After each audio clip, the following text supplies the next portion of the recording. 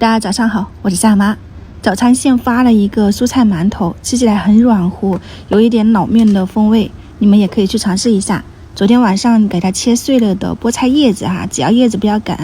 然后一点胡萝卜碎或者是南瓜碎，我切的是南瓜，给它放到开水锅里面，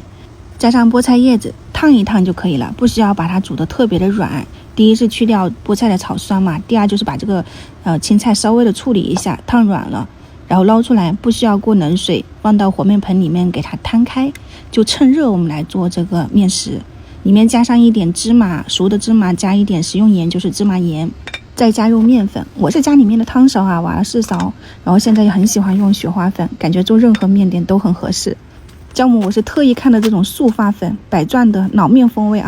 我看了一下后面它其实是综合的一个发酵的，所以它的速度很快。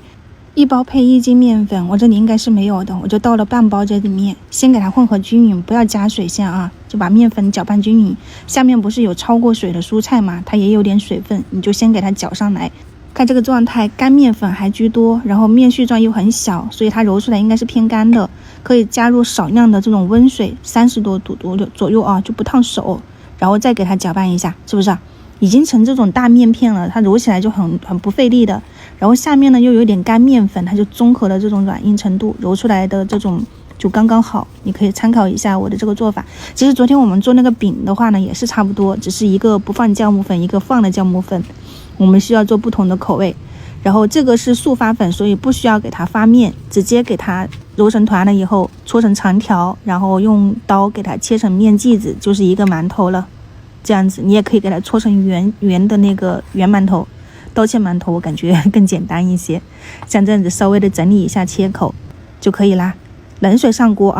就是锅里面的一个水可以稍微的放多一点，直接放到这个蒸笼上面，盖上盖子，开个小火给它上气，因为水是冷的嘛，你等它烧热的过程中它是有一点空间的，所以也算是醒发的时间，你看到没有，已经变大了，有一点冒烟了，就是水汽上来了以后，你就开个大火给它蒸上13到15分钟。趁这个时间我给他们煮上一点这种糖水鸡蛋窝个鸡蛋，就是可生食的鸡蛋，打了4个，开水烧开了以后你就开个小火，慢慢的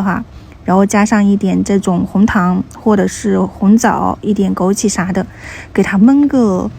5-6分钟吧，就是你可以看到那个鸡蛋不晃动了也就可以把火关掉了。它这样焖出来的荷包蛋你看看多好看呢，而且里面的蛋黄它是很嫩的，又不是说感觉噎人啥的，很好吃。蔬菜馒头也蒸好了，我是直接出锅的，看着还挺好的发的也不错，然后颜色也保持的还可以，它里面应该是有小苏打的，或者是有食用碱，所以整个感觉还是挺松软的，而且又快。如果是说你做面食觉得发酵是一个问题，那你试一下速发粉，可以尝试一下。然后吃起来口感和老面风味确实是感觉和店里面买的比店里面买的应该还要好吃一些，它有这种芝麻的咸香，然后还有这种蔬菜的清甜。我们家就先开吃了晚点再见，拜拜。